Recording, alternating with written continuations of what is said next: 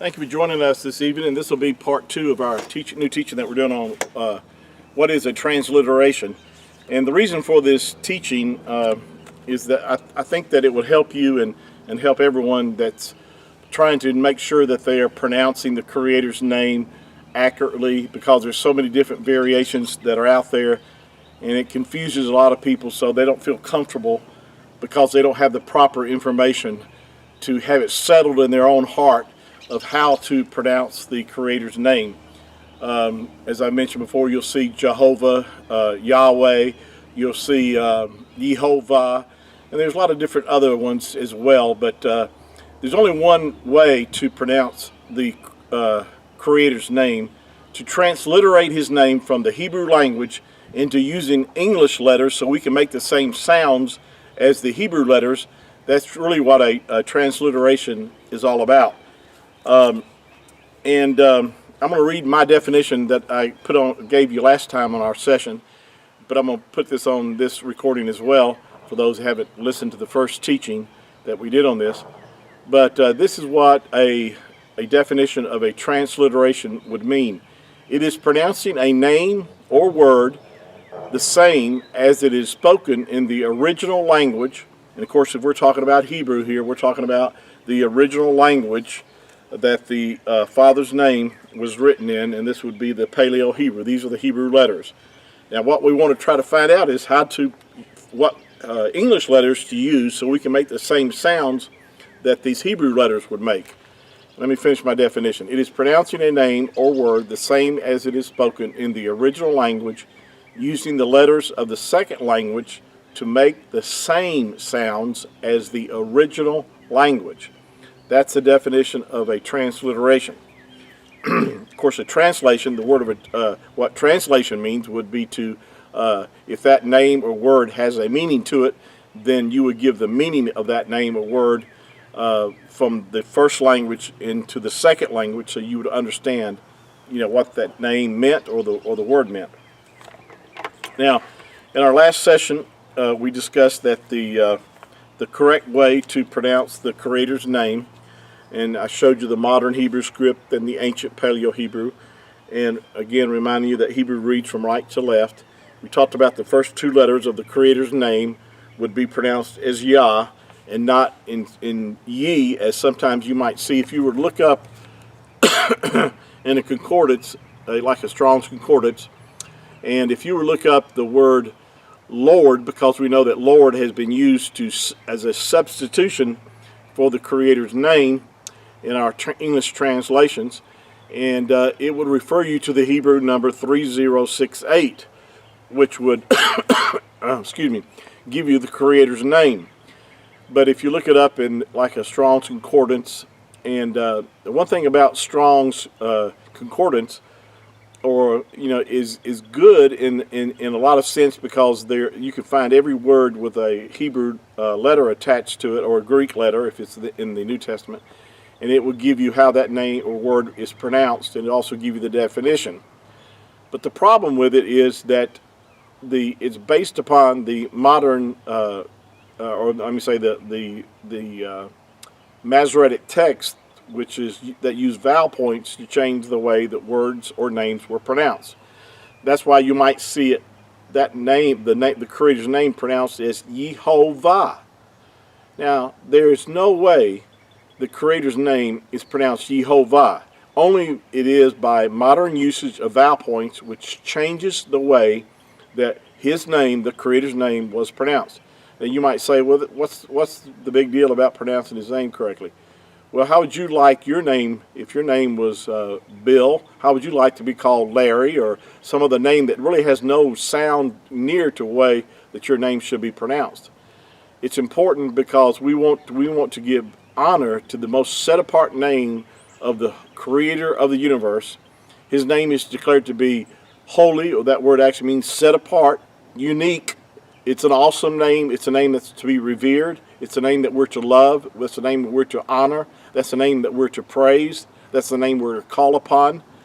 So it is important to know, so you have confidence. And when you do have confidence, then you're going to use his name more often.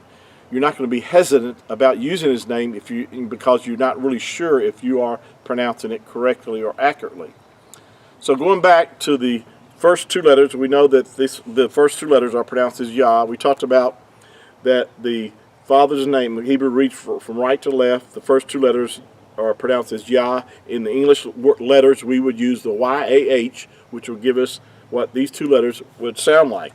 Now we know that for sure because we know that the ancient Hebrew word phrase Hallelujah or Hallelujah in modern terms, the letters of the Creator's name, the last two letters in the phrase Hallelujah is the Yod and the Hey. This is a modern Hebrew script here that gives you the pronunciation with the English letters of Yah.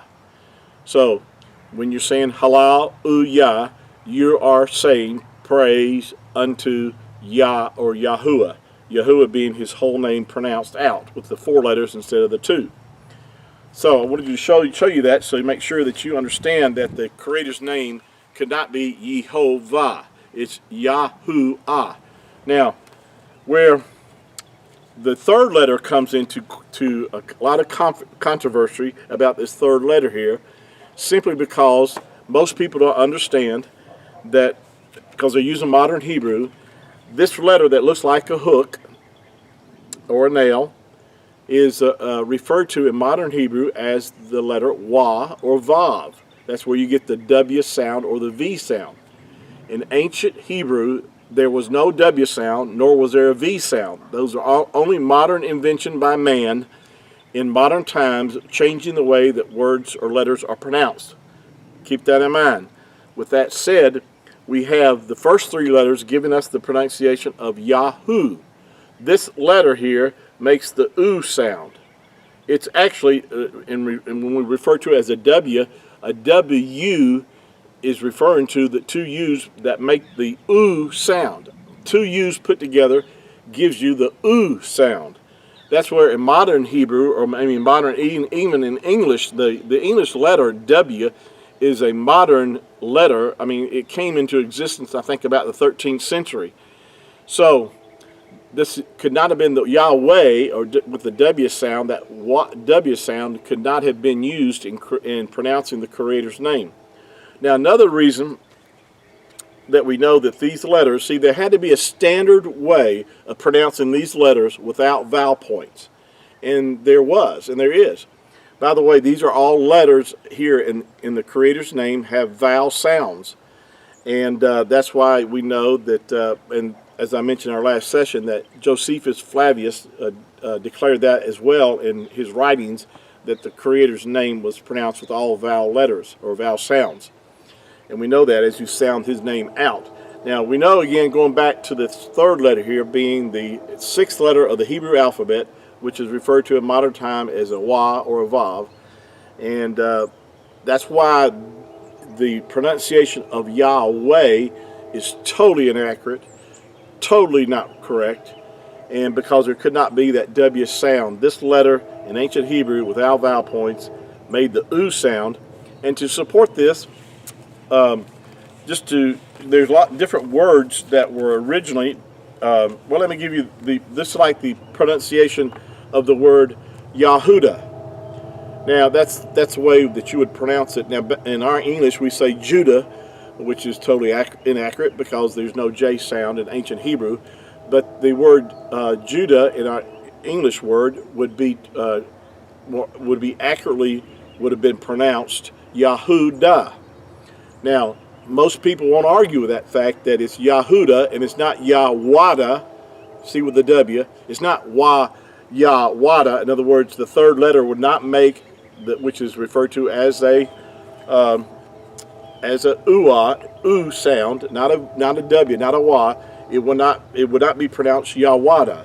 It would have to be pronounced Yahudah. Yahudah.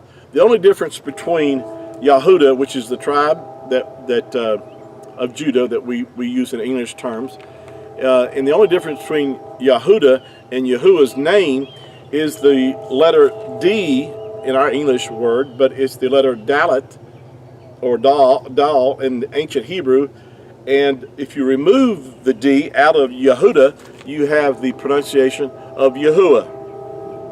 So another word that see, like I said, this third letter had to have a standard way of being pronounced.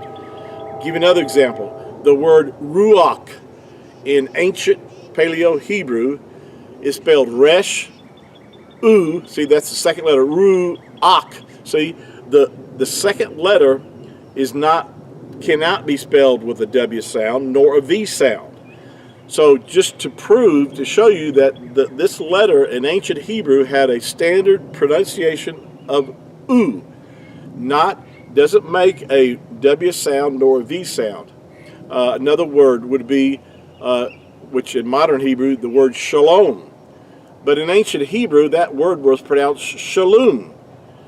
That letter that makes up the word which in modern Hebrew is referred to as a O, but it's only because of vowel points do we have the O sound. It's pronounced, really, to be more accurately, would be shalom. In ancient Hebrew, and this you might want to make a note of this, in ancient Hebrew the letters W, E, J, I, O, and V sound doesn't exist in ancient Hebrew hieroglyphics. It does not exist. Those sounds can only be made with modern Hebrew with vowel points. You don't even make the J sound now. It's still not even in modern Hebrew. But again, going back to certain letters, the only way you could get a W sound or a V sound is to add the vowel points around the letter itself to give that sound. So far we've got a transliterating the Creator's name. These first three letters here, going from right to left, is going to give you Yahuah. Yahuah. Another verification of this, even the Prime Minister of Israel, Benjamin Netanyahu, what's his last three letters? Yahuah. And I've seen him, and I've actually seen his name written on billboards in Israel without vowel points. So you didn't need the vowel points to get the Yahuah pronunciation. They're spelled with the modern Hebrew, the three letters. Yahuah would give you the sound. These three letters here, the Yod, Yod, and the Hey, and the Uah would give you Yahuah. And even Benjamin Netanyahu's name is pronounced the same with the three of the four letters of the Creator's name. So we're trying to just make it more clear and more understanding. We'll talk about on our next session the last letter of the Creator's name and how we know how it's pronounced by a standard way that these letters had to be pronounced. Making vowel sounds, Yahuah is the way that our Creator's name is pronounced. I hope this has helped you. Thank you for letting me know that, and I appreciate your support. Thank you for just encouraging me with your kind words and comments. I appreciate that. And Yahuah blessing be upon you, and thank you for our session together. I want to say Baruch haba Hashem Yahuah, which in Hebrew means blessed is he who comes in the name of Yahuah. Now our Mashiach, our Messiah, said, you won't see me. He used that phrase, you won't see me until you say those words in Hebrew, which would be Baruch haba Hashem Yahuah. Blessed is he who comes in the name of Yahuah. And so I want you to declare that yourself, because that will bring on his return. He said, you won't see me until you say those words. So continue to say Baruch haba Hashem Yahuah, and hopefully we'll speed up his return. Thank you for your time, and we'll join again on part 3 on this, and look forward to our session together with you then. Shalom.